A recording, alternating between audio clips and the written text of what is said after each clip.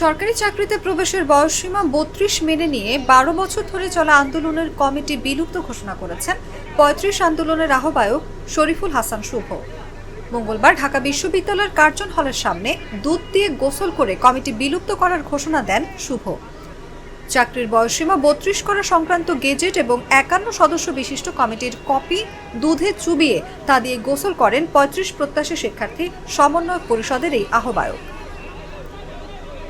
শরীফুল হাসান শুভ বলেন, আমরা দীর্ঘ ১২ বছর আন্দোলন করেছি, কেউ আমাদের কথা শোনেনি। চাকরির বয়স বৃদ্ধি হয়নি, অনেক সংগ্রাম করেছি, মামলা খেয়েছি, জেল খেটেছি। এখন সেসব স্মৃতি ভুলে সরকারের ৩২ বছরের সিদ্ধান্তকে সাধুবাদ জানিয়ে আমরা কমিটি বিলুপ্ত করে দিচ্ছি। এক প্রশ্নের জবাবে ৩৫ প্রত্যাশী শিক্ষার্থী সমন্বয় পরিষদের এই আহ্বায়ক বলেন, যদি কেউ ভিন্ন নামে ৩২কে অযৌক্তিক মনে করে তাহলে তারা আন্দোলন করতেই পারে, তবে এতদিন যে ব্যানারে আন্দোলন চলেছে সেটির বিলুপ্তি ঘটাতে আজকে এই কার্যক্রম। চাকরিতে আবেদনের বয়সসীমা স্থায়ীভাবে বৃদ্ধি করার জন্য ২০১২ সাল থেকে ঢাকা বিশ্ববিদ্যালয় থেকে মূলত আন্দোলনটি শুরু হয় চাকরিতে প্রবেশের বয়সসীমাটি স্থায়ীভাবে ৩৫ করে দেওয়ার জন্য। আপনারা জানেন ২০১১ সালে যখন অবসরের বয়সসীমা ২ বছর বৃদ্ধি করে ৫৭ থেকে ৫৯ ডিগ্রি করা হয়, তখন কিন্তু চাকরিতে প্রবেশের বয়সসীমাটি বৃদ্ধি করা হয়নি। এমন অবস্থায় শিক্ষার্থীর উপর ভিত্তি করে যেহেতু মানুষের গড়াই বৃদ্ধি পেয়েছে, মানুষের জীবনযাত্রার মান উন্নত হয়েছে এবং বহির্বিশ্বে যেখানে চাকরিতে প্রবেশের বয়সসীমা ন্যূনতম ৩৫ এবং কোনো কোনো ক্ষেত্রে উন্মুক্ত আছে, শুধু বাংলাদেশ এবং পাকিস্তানের প্রেক্ষাপটে চাকরিতে প্রবেশের বয়সসীমাটি ৩০-এ সীমাবদ্ধ। এমন অবস্থায় শিক্ষার্থীরা উপলব্ধি করে চাকরিতে প্রবেশের বয়সসীমাটি বৃদ্ধি করার জন্য রাজপথে আন্দোলন দ্বারা সংগ্রাম চালিয়ে আসছিলেন। আপনারা জানেন এই দীর্ঘ ১২ বছরে নেতৃত্বের পরিবর্তন হয়ে হাঁটি হাঁটি পাপা করে আমি ব্যক্তি শরীফুল হাসান শুভ ৫১ জন সদস্য কমিটি করে আমরা ২০২৩ সালের এই যে কমিটি ১ তারিখে আমরা এই আন্দোলন হাতে নেই। এই আন্দোলন চলাকালীন সময় আমরা সরকারকে বিভিন্ন সময় এই বয়স বৃদ্ধি করার জন্যে সরকারকে আমরা চাপ দিয়ে যাই, রাজপথে আন্দোলন করি, সভা করি, সেমিনার করি, যত রকমের কার্যক্রম আছে আমরা শিক্ষার্থীরা করে যাই।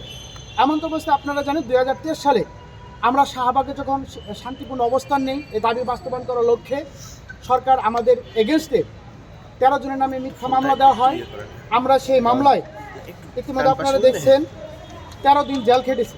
এই যে মামলার জেল খাটার কপি, আমরা ১৩ জন শিক্ষার্থী জেল খেটেছি এবং জেল খাটার পরেও আমরা এই যৌক্তিক দাবি থেকে সরে দাঁড়াইনি।